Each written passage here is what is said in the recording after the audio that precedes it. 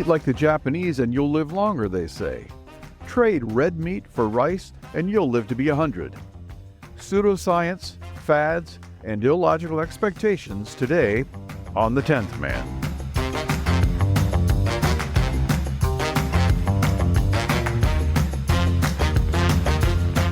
We Americans are being told that we eat too much red meat, too much fat, too much processed food. And they've invented a new one, ultra-processed food. And meanwhile, the Japanese, who do not eat such things, they live longer than us. The Italians live longer too. And even the French live longer. And they eat differently from us too, so, we should eat like them, right? Well, should we? Should we trade ribeye for miso soup?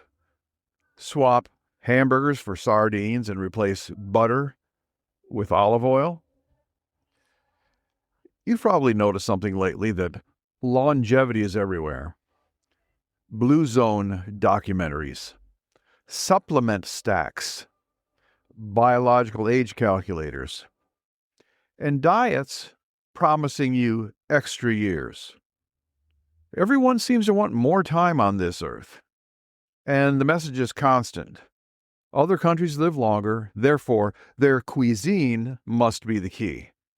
But before we reorganize our grocery cart, before we start throwing things back, let's just slow down and take a closer look. The argument usually sounds quite simple. It's actually just kind of simplistic. It goes, Japan has one of the highest life expectancies in the world, and traditional Japanese diets emphasize fish and vegetables. Therefore, just eat like Japan. No meat and potatoes, no butter. And the Mediterranean diet argument runs the same way. Olive oil, fish, tomatoes, and whole grains.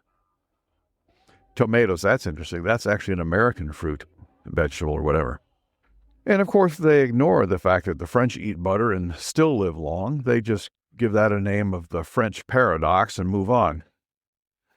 But hidden inside this argument is a huge, very powerful assumption they're making, that all human bodies respond the same way to food, so that if a cuisine works in one population, it will also transfer quite cleanly to another. And that's the part that's rarely examined. So let's just ask a question more basic. Because isn't this just the correlation-causation fallacy? Just because two things go together doesn't mean that one causes the other.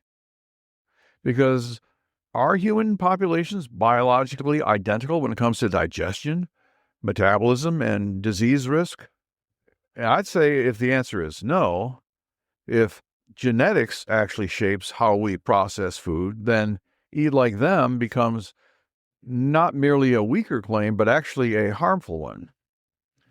And there's one very simple place to get started in order to see this, and that's with milk. In American culture, lactose intolerance is treated like a joke, like a punchline.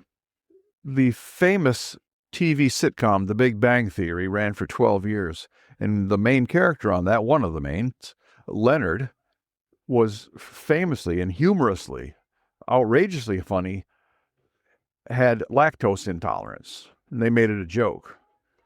They made it a part of being weak and a nerd. So in America, we act as if being unable to digest milk is something unusual. But actually, the opposite is true. On the global scale, most adult humans cannot comfortably digest lactose.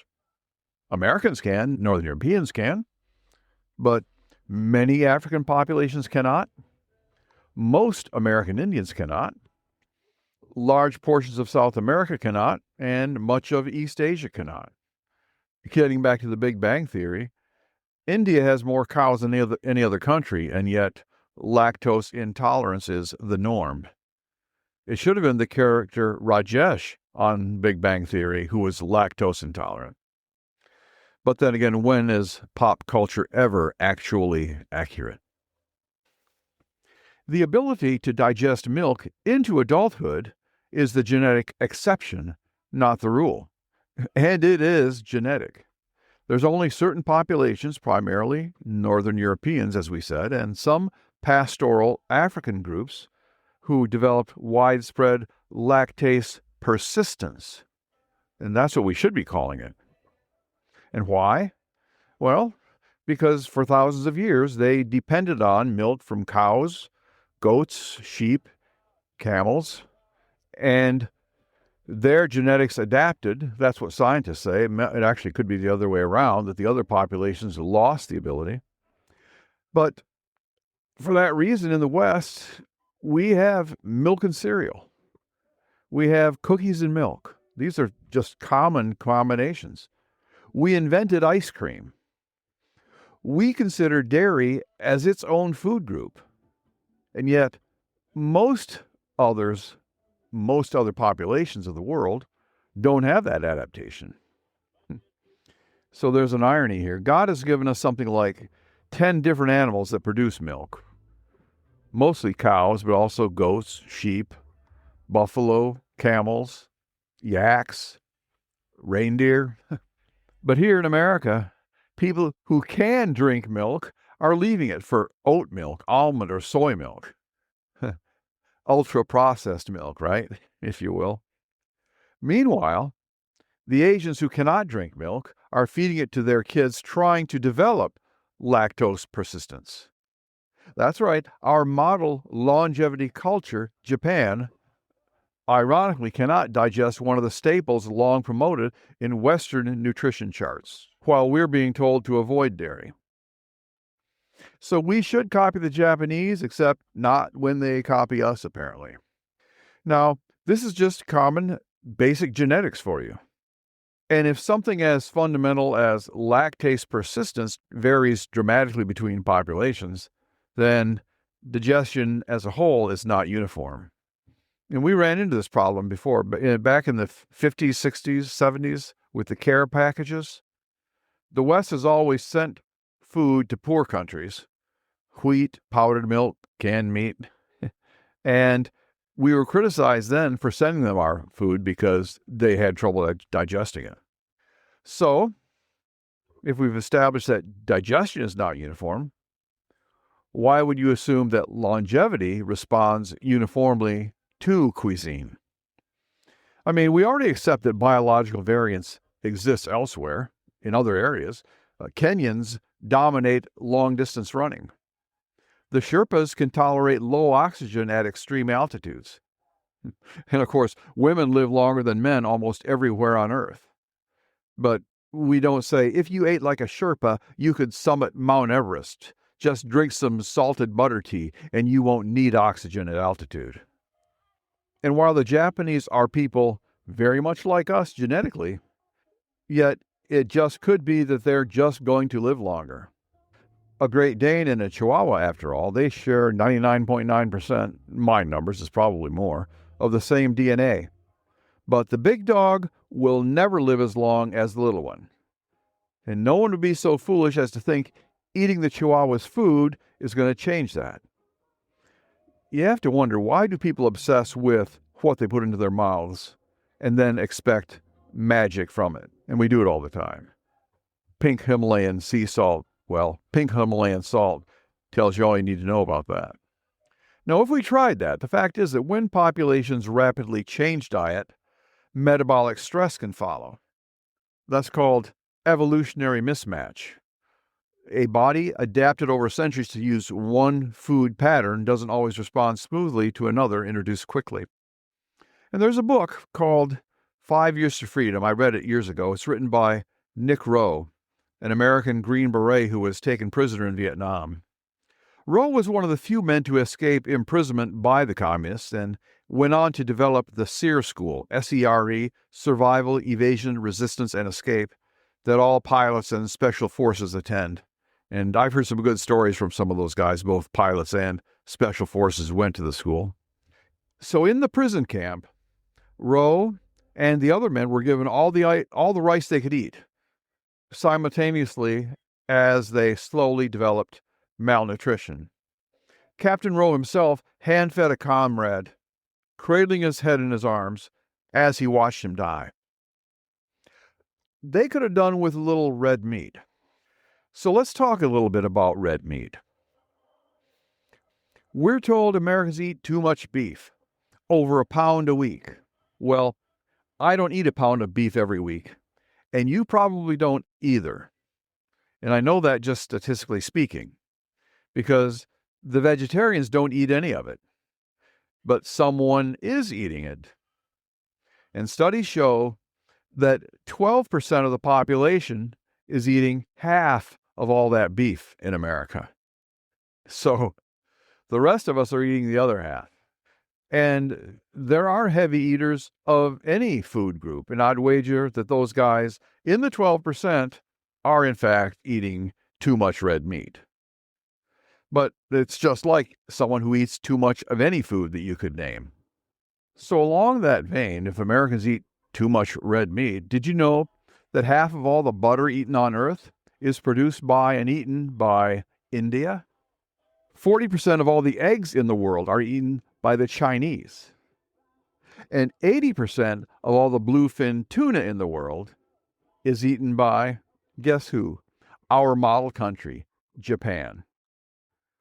Do we have to eat more tuna to achieve longevity? Because, sorry, it's not even possible mathematically. We can't both eat 80% of the tuna in the world. So you see, anything that we do is automatically criticized. But the fact is, beef, any meat, it's just another food. And the thing about beef is nutrient dense. That's a good thing. Just for logistics purposes. You know, Chicago, the city of Chicago, used to have stockyards, feedlots. Upton Sinclair wrote his famous book, The Jungle, about the huge feedlots where cattle went to be fed, fattened, and while they awaited slaughter. But Chicago no longer has stockyards. And it's not because we're not eating beef, is it? But it's because refrigeration changed the whole system. Instead of shipping live cattle to the cities and then shipping feed there with them, instead, meat is processed near the source of the meat, and then refrigerated and shipped cold. So we're moving concentrated nutrition across the country, not bulk biomass. And when you tell us to eat more plants, what you're actually saying is ship that grain to some mill to be turned into flour or another food staple, then ship it to another factory to be turned into whole grain bread or some other product, and then ship that to us. When you could just feed the plants to the cows in the Midwest and ship us the meat. And you know, the propagandists, they have all their arguments. They'll raise feed conversion ratios. They'll say, well, it takes more calories of grain to make the meat, blah, blah, blah. Yes, that's true. Cattle don't convert grain to meat 1-to-1. But cattle don't just eat grain. Cattle eat forage. They eat grasses. You can feed them crop residues. You can feed them agricultural byproducts that would otherwise have little or no direct human use. What do you think they do with all the orange peels after they make the orange juice that you drink? They feed it to cows. If it weren't for animal feed, much plant waste would have no purpose at all. So these wonderful animals, cattle, they convert low-value biomass into usable nutrition. Because what we need isn't just calories. You can't just get calories. When you eat sugar or starch, we call that empty calories. Humans require 9 essential amino acids, those are proteins, that we cannot synthesize. But meat provides them in a highly bioavailable form. And this new bogeyman, the ultra-processed foods. If processing is a concern, households could eliminate much of it themselves. You could buy flour, you could buy rice, buy dry beans, and then do your cooking from staples. And you'd eliminate layers of processing overnight. But instead, one of the last remaining traditional staples, meat, the one that people actually do buy in its unadulterated state, we make that one our symbolic villain. In an age where there's a new buzzword, the ultra-processed food, the buzzkills attack the one food we have available that goes through no processing at all, the sirloin steak. Isn't it interesting which foods attract our moral scrutiny? It's much more morality than it is science. So we're told the Japanese live longer, therefore eat like the Japanese, or the French or Italians. Fine. Let's follow that logic. The French also smoked more cigarettes than the Americans. And the Italians smoke more. And the Japanese also smoke more, historically so and to this day. Maybe we should adopt that too. Maybe that's the key. And as to their diet, well, the French also eat horse meat. And the Italians do too. Come to think of it, the Japanese eat horse meat. Should we add that to the longevity plan? As to not eating beef, funny, but Japan produces the Kobe beef, some of the most marbled red meat on earth. I said red meat. Actually, it's so marbled that it's actually pink. And if they don't eat beef, it seems they sure do like it. And you probably don't know this, but the reason they don't eat as much beef as we do is because they had a ban on it. For over 1,000 years, up until 1872, their religion made it illegal to eat beef. During the heyday of the Chicago beef industry, the Japan beef industry was outlawed. Is that what they really want us to do here? Do they want us to eat onami, shirako, and fugu, which is whale meat, and cod semen, and blowfish, like the Japanese do? All this preaching, it's really less about health reasons and more a case of America bad, other countries good. Actually, it's only a case of white Americans bad. Have you noticed that the shaming of Americans stops with the white man? The average lifespan of the American is actually brought down in large part by our black population, who have a much shorter lifespan for whatever reason, a topic for another day. Yet when you talk about the general population, our mortality is our own dumb fault. We're too fat, too sedentary, and we don't eat right. But when the black man dies, and dies much sooner, of the same overweight, diabetes, and hypertension, in that case, it's caused by systemic racism. You know, we wouldn't think of blaming someone else for our problems, but we get blamed for everyone else's problems. And sadly, that blame game helps no one, least of all, the black man. Something else about genetics. Whenever we visit relatives in Florida, we notice how scrawny the squirrels down south are, compared to the ones up north, who have to fatten up for the winter. It's the exact same species, the gray squirrel. But if you moved a Florida squirrel or an Alabama squirrel to Michigan, he'd freeze to death in the winter. And it's a principle known as Bergmann's rule. By the same token, Americans and Northern Europeans run heavy. Yeah, we know we're fat. So, okay, we're fat, and there's no changing it, in my opinion.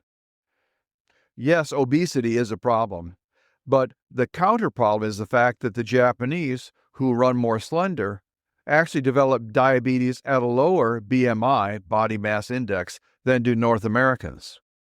Now, most of us could stand to lose a few pounds, but does that mean we'll match the Japanese in longevity? Maybe, but it will be by losing weight itself, not by eating the Japanese way. And what is it with longevity anyway?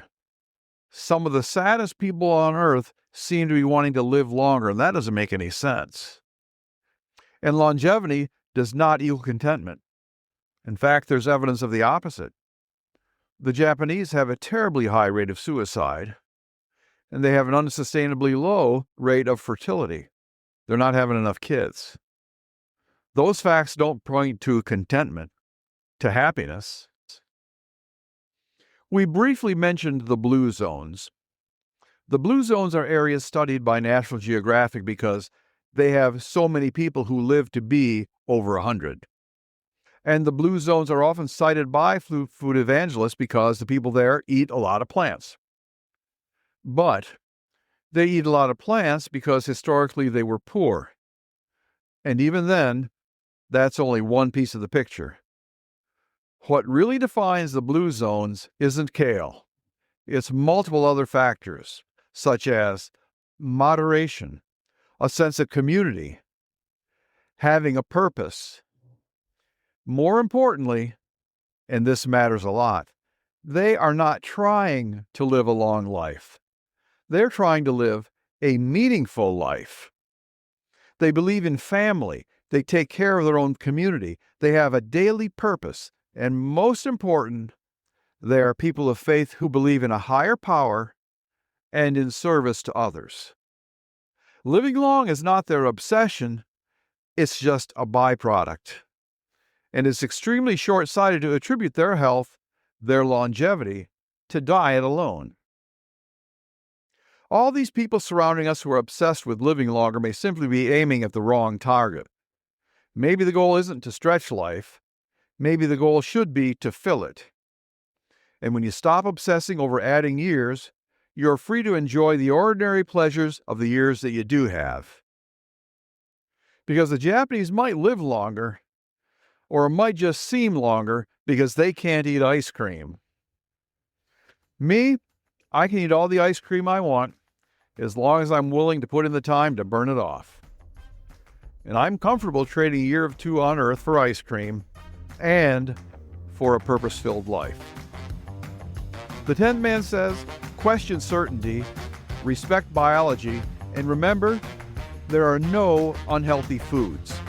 There are only unhealthy diets.